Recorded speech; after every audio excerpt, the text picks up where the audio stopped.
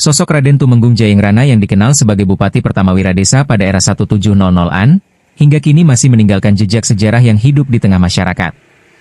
Kepala Desa Kauman, Asyari Abdullah, mengungkapkan, pada masa lampau Wiradesa merupakan sebuah wilayah kabupaten yang dipimpin langsung oleh Raden Tumenggung Jayengrana.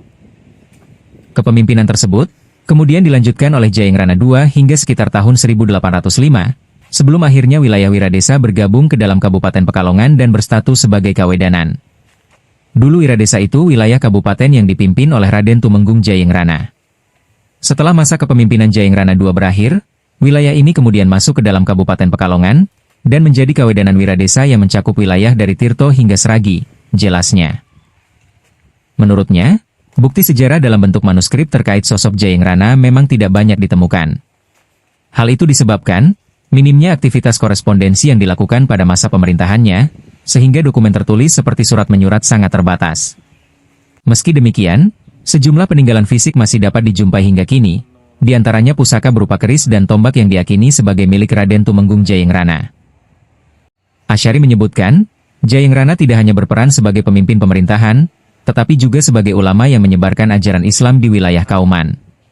Ia menambahkan, bahwa tradisi nganter jenang dalam adat masyarakat Pekalongan saat proses lamaran diyakini menjadi salah satu warisan budaya sejak masa Jayengrana. Pengurus BUMDes Kauman Mandiri, Eka Agustiana, mengatakan bahwa festival yang kerap disingkat FBD tersebut mulai digelar sejak tahun 2022, dan hingga tahun 2025 telah memasuki pelaksanaan keempat kalinya. Ia menjelaskan, Festival Budaya Jayengrono digelar berdekatan dengan peringatan Haul Jayengrono, biasanya dilaksanakan selama 3 hari pada bulan September mengikuti penanggalan Jawa. Kita sekarang berada di depan makam Raden Tumenggung Jayengrono. Beliau itu seorang Bupati Wiradesa yang pertama, karena dulu Wiradesa itu sebuah wilayah kabupaten di sekitar era tahun 1700-an. Ini Jayengrono memerintah Kabupaten Wiradesa.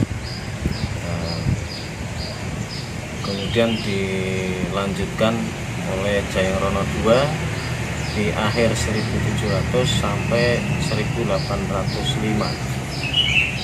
Setelah itu baru Wiradesa di merger masuk menjadi wilayah Kabupaten Pekalongan dan menjadi wilayah Kawedanan yang wilayahnya dulu dari Tirto sampai Seragi, itu menjadi wilayah Kawedanan Wiradesa. Kalau di bukti-bukti manuskripnya memang kita jarang temui bukti-bukti manuskrip tentang Jayengrono, karena memang pada waktu itu ketika Jayengrono memerintah, beliau jarang berkorespondensi, sehingga bukti-bukti surat menyurat atau yang lainnya jarang ditemukan. Namun kalau kita telisik dari sumber yang lain, bahwa sampai saat ini peninggalan-peninggalan Jayengrono, selain ini makam yang masih ada, itu sempat kita lihat ada peninggalan pusaka dari Mbah Jayengrono. Ada berupa keris dan tombak yang jadi peninggalan pusaka beliau. Sampai sekarang pun masih ada. Peninggalan-peninggalan selain benda-benda itu dari kultur masyarakat, kemudian budaya, tata pemerintahan, tata kelola masyarakat yang diwariskan oleh Mbah Jayengrono sangat terasa sekali, karena beliau itu dulu konon selain jadi penguasa wilayah, jadi bupati, beliau juga seorang ulama, tokoh agama yang menyebarkan agama Islam di wilayah Kauman dan sekitarnya, yang sehingga sampai saat ini Kauman masih dikenal sebagai pusat peradaban agama Islam di wilayah sekitar. Di samping itu, potensi ekonomi peninggalan dari beliau juga masih sangat kita rasakan sampai saat ini.